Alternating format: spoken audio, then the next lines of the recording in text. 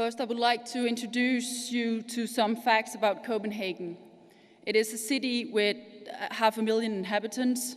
The city faces many of the same challenges as almost every other city in the world. An increase in population, high expectations of service of the city, limited budget, environmental challenges. But some of the goals for the city in the next 15 to 20 years are 5% annual growth, 4% increase in productivity, and Copenhagen as a carbon neutral city in 2025. All over the world, growth is a main focus.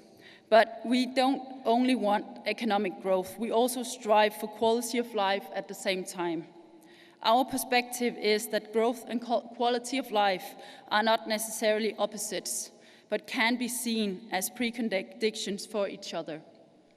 And our focus in the city of Copenhagen is on healthy, creative, and green growth in order to give the citizens the best opportunity to live long, meaningful, and healthy lives. Therefore, the main focus is on enterprise in growth sectors, such as clean tech, life science, and creative industries. We live in a time with high demands and growing responsibility, whether it's for the citizens or the environment. In Copenhagen, we have realized that we can't solve every problem by ourselves, and we have to be part of a bigger region in order to find new, innovative solutions. Copenhagen is part of a Scandinavian region, with Copenhagen and Malmö as the two biggest cities.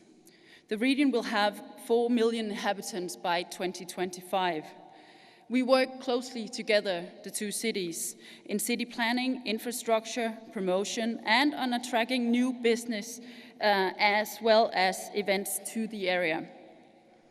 We are Europe's largest university region and strive to be Scandinavia's business hub, providing optimal conditions for the international business sector and attracting international head offices as well as small innovative entrepreneurs. Copenhagen is seeing rapid growth these years, and we will see it in the future as well. In the year of 2020, Copenhagen will have increased the numbers of inhabitants by 20%. At the same time, Copenhagen is facing the challenge, together with our ambition, of being the first carbon-neutral border region by 2025. The choice of being a carbon-neutral city has an influence upon everything we do in the city, especially related to urban development. When we develop new parts of the city, whether it is revitalization of old industrial areas or new urban areas, it is full of innovative architecture due to our ambitious climate action plan. Copenhagen has, through collaboration of skills and know-how, succeeded in developing sustainable urban solutions that combine the environmental benefits with social and economic benefits. In order to develop secure economic sustainability and urban life, we mix areas with housing, business, and commerce and retail. And we create socially diverse areas with a combination of rental and owners' housing to prevent segregation. Public transportation and infrastructure are of high priority in Copenhagen and are therefore essential to the planning process. The city is densified around facilities for public transportation to reduce the car traffic in the city. We are expanding our metro system right now with 19 new metro systems within the next 6 years. With 19 new metro stations within the next 6 years. And we are concerned about developing the new metro system in close coordination with urban development, especially regarding new areas. But as you might know, our infrastructure is not only based on public transportation, but also on a large number of bikes. This is a very important aspect of urban planning in Copenhagen. We have invested heavily in uninterrupted cycle lanes and green waves so that cyclists can travel non-stop. We have 412 kilometers only for bicycles, and 43 kilometers of these are green. Overall, we strive to plan a smart grid that makes it easy to get around by bike, foot, or public transportation. With the cycle lanes and the strategical planned facilities for public transportation, we call it the 5-minute city. This is a parking lot, just a good example upon our everyday life in Copenhagen.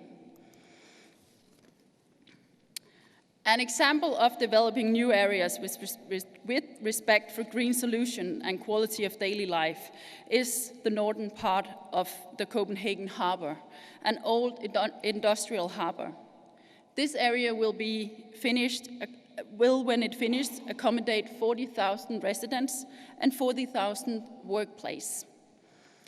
There will be canals. There will be direct access to the waterfront, roof terraces, and urban spaces. The development of this area will be a laboratory for new green and smart solutions for the inside production of energy and reduction in energy consumption. The long-term plan is to improve the energy system, such as district cooling and heat storage, and our goal is to develop new energy solutions that will help Copenhagen to reach our goal of being carbon neutral in 2025. In Copenhagen, the daily life and culture are as important as green solutions and growth. Creating a high level of quality of life is creating healthy and happy citizens. An example is the harbor bath. Until recently, swimming in the Copenhagen harbor would have been out of the question. The water was badly polluted from industry and the city's old sewage system. We initiated a cleaning program which improved the water quality so much that it became possible to swim in the harbor. That was back in 2002, but harbor baths are still an excellent example of a green, creative solution which gives joy and exercise to the citizens, promoting happy and healthy people. Today we have 3 harbor baths in Copenhagen. Furthermore, we have built 2 new beaches so that there's plenty of possibilities to swim in the harbor and the ocean, even in the winter when the temperature is as low as -10 degrees. And yes, the Danes will do that.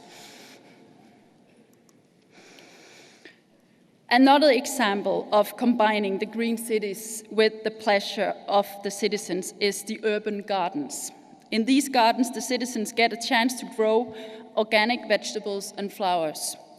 The initiatives are often taken by the citizens themselves.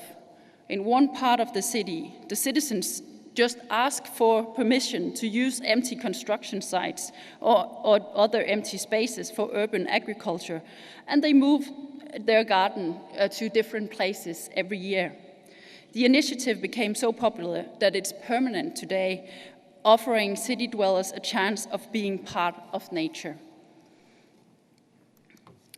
If I should highlight some of the main points from our experiences in Copenhagen, and with the example I just mentioned, it would be overall strategy is crucial. You have to think green from the beginning. Creating a sustainable city is not only about using green solutions, but it's also to securing a social sustainability and a livable city. Therefore, a rich urban life, cultural activities, and inspiring research environment, and things like that are also very important to have in mind when the big plans and visions are formulated.